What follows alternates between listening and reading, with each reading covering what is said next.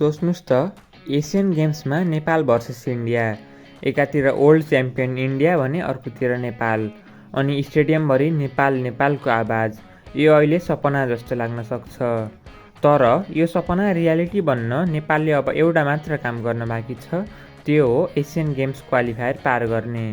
Welcome back to Uncovered Nepal. अब May 31 देखि Nepal Asian Games men's T20 cricket qualifier खेल्न Singapore जाँदैछ। यो टुर्नामेन्ट नेपालका लागि म्यासिभ अपर्च्युनिटी हो, किनकि यहाँबाट क्वालिफाई गरेपछि नेपालले एसियन गेम्समा इन्डिया, पाकिस्तान, अफगानिस्तान र बङ्गलादेश जस्ता जायन्ट टिमसँग खेल्ने मौका पाउनेछ। तर क्वालिफायर सजिलो छैन। नेपाल ग्रुप एमा परेको छ र नेपालसँग चीन, कतार र मलेसिया जस्ता टिम छन्। नेपालको पहिलो म्याच मे 31 मा चाइना विरुद्ध हुनेछ।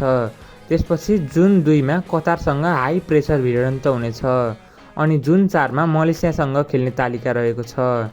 अब अनेस्टली भन्दा कतारलाई अन्डर एस्टिमेट गर्न मिल्दैन, किनकि T20 वर्ल्ड कप क्वालिफायरमा नेपाल र कतार बीच एक्सट्रिम क्लोज म्याच भएको थियो, जसमा नेपालले केवल 5 रनको झिनो अन्तरले कतारलाई जितेको थियो, र त्यो खेलका बिगेस्ट हिरो थिए सन्दीप लामिछाने। प्रेसर मुभमेन्टमा सन्दीपले क्लिनिकल बलिङ गर्दै नेपाललाई गेममा फर्काएका थिए। त्यसैले यो पटक पनि नेपाल भर्सेस कतार डेन्जरस हुन सक्छ।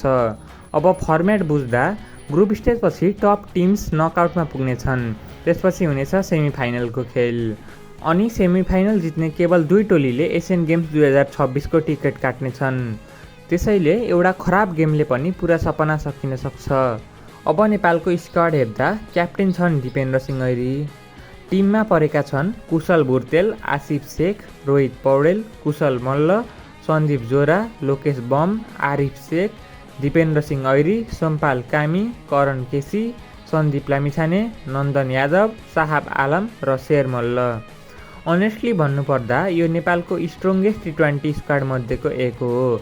ब्याटिङ डिप छ, पावर हिटरहरू धेरै छन्, मिडल अर्डर एक्सपिरियन्स छ, स्पिन अट्याक डेन्जरस छ, र डेथ बलिङ पनि स्ट्रङ छ। अनि सबैभन्दा ठुलो कुरा, सन्दीप लामिछाने फेरि नेपालको बिगेस्ट टुर्नामेन्ट खेल्दैछन्। चाइना विरुद्ध नेपाल क्लियर फेभरेट देखिन्छ, तर कतार र मलेसिया विरुद्ध नेपालले आफ्नो बेस्ट क्रिकेट खेल्नुपर्ने छ। यदि नेपाल क्वालिफाई गर्यो भने एसियन गेम्समा Nepal versus India, Nepal versus Pakistan, Nepal versus Afghanistan, यो सबै रियालिटी बन्न सक्छ। अब तपाईँलाई के लाग्छ, नेपाल क्वालिफाई गर्छ त कि प्रेसरले गेम डुबाउँछ? कमेन्टमा आफ्नो प्रेडिक्सन लेख्न नभुल्नुहोला। धन्यवाद।